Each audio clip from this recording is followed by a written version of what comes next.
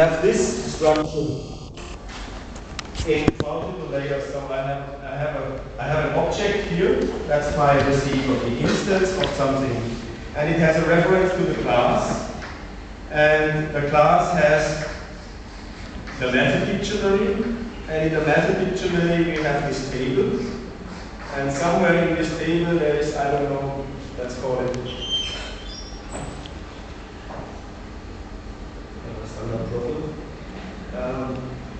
we have the code. The code is here via the method. No, actually it's one direction more. So I have the method here, and there is either bytecode or the code. We are lucky if it's code. If it's bytecode, it's even more complicated. I can show you how it's bytecode. Okay. Now the big problem is that we have a hierarchy of classes. So that's the superclass. And the superclass has a beta superclass, and sometimes we end in object. So there's object, and object has a method dictionary, and there might be another A with its own code. So if I now send to this object the message A, what is what the runtime system has to do? It goes first in direction here, then it goes to this one in direction there, then it searches for A. If it finds it, it's great, and there is the code, but if it does not find it, it searches to the end, then it goes to superchain, it searches this method dictionary, then it goes to the super, it searches this dictionary. Everybody can immediately see that this must be slow. For it, especially as in Smalltalk, everything is done via message sends. Even 1 plus 1 is a message send, or anything else. Not like in Java or in C#, they take the easy road. They have built-in instructions like plus integer, plus float, plus large, plus what. Or like in C++, which have also built-in operations like this arithmetics and stuff like that. In Smalltalk, everything is done by a message send, which makes it very, very flexible, and you can change anything, but it's also very, very stressing to the runtime system. And the first solution, which was, I think, invented in Smalltalk 72 or 78, was a global method lookup cache. The first thing is to say, okay, when I have found this one, I remember in a cache, actually it's a 3-entry cache, I remember the receiver class, which is this one, the receiver class. Not necessarily the implementing class, the receiver class. So the class and the selector, which is in this case A, selector, and the code, the method. So the outcome of the search. Or I could also, I could also keep the code if I like, because I don't really need the method object itself. I want to go need the code. The other thing which I didn't say, if there is no such code, it detects that there is no code, then it compiles it in my system and plugs it into there and continues as usual. So there's a little fallback at some point. And now, before I do this search, this is of course hashed. So it's a hash table. And typically what you use is these two to create a fancy hash key, so that with 1 or 2 accesses you are there. Hash keys, hashing is probably first semester, second semester. So that's the first solution. This reduces the lookup, depending on the size and on the hash, sometimes has problems with collisions.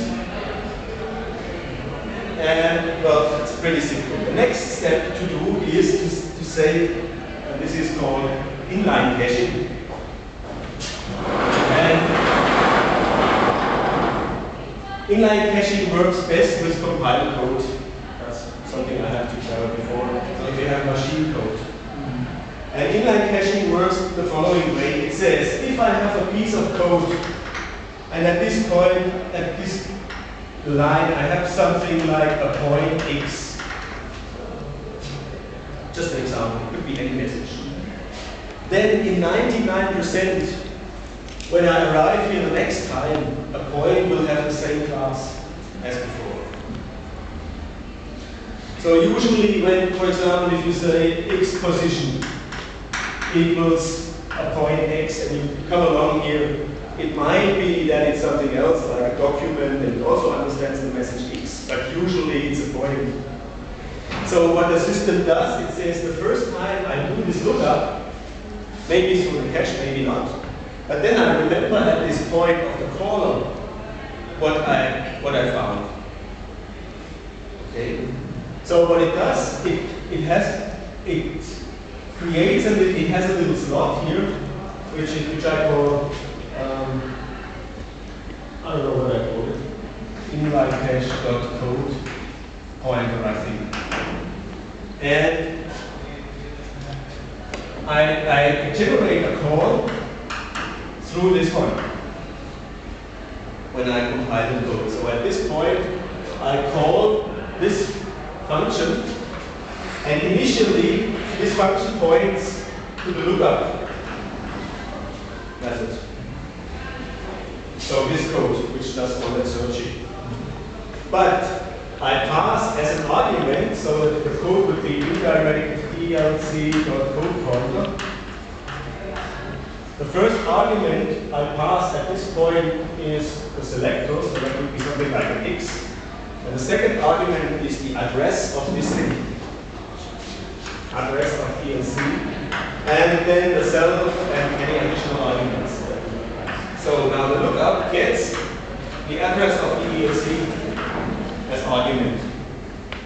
And now the lookup searches the method like it did before, and then patches, because it has the address of this one, patches this pointer to the result.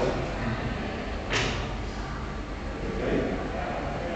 And then jumps to the code. So when I arrive here at the second time, I jump directly to the method. Method's code. So that's fine. But what if this is no longer a point?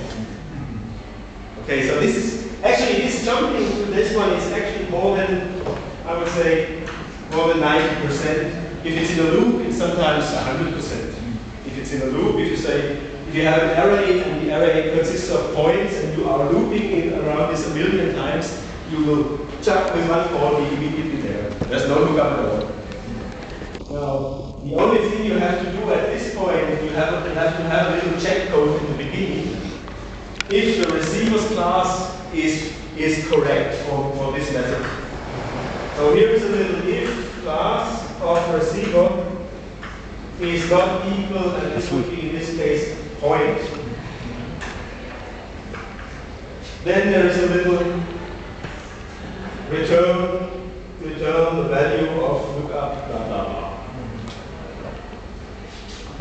So that's how caching is working. And this cache is really highly effective in normal code.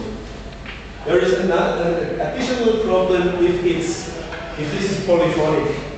So if we have, for example, polyphonic is very often because many things are realized in object.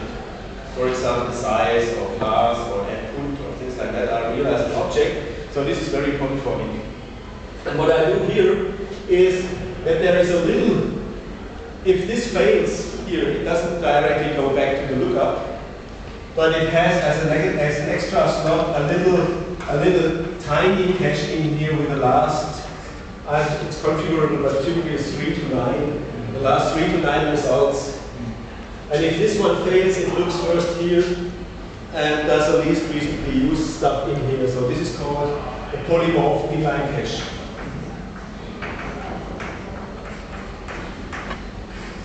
So if you look in the internet, if you Google for inline cache, polymorph inline cache, and method cache, you will find all papers from many people about these things. Actually, the technology is relatively old and has been invented by Mr. Unger. So it was about, I think, that time. So and this 1.8 uses polymorphic inline cache. Okay. So that's about this, and yeah, that's all. Have you tried to make a tool to use the type information of this polymorphic inline graph. To do dynamic calculations. That's right. We have the option to attach new method dictionaries to instance where instead of having the class method dictionary, if you can have an instance method dictionary, like in Visual Smart. Does Visual Smart have it really? Yeah. Well, I have a similar construct by doing an anonymous class. So you can just create your own binary class, which is not known globally, and insert this. You can say change class to. So you would say class new, and provide in this class their own method dictionary. And then you would say change class to this one, and this one has super classes, so you could add this stuff. But it's not, there's no virtual machine support for this. So you have to do it on the small compiler. I don't see, are you sure that they don't do it the same way in visualization? I don't know. I don't know. Maybe they use it. No, they don't use anonymous class. It's just that the method dictionary is actually an array of method dictionaries, and you set the instance method dictionary in the first position. Okay. And move the rest Okay. position to the method. Okay. Nice. Good. Let's continue. The next thing I would like to talk about, because that's really, I think, a great feature, is how is the event handling and the process architecture rendering in the system. As you know, there is in every small talk there are multiple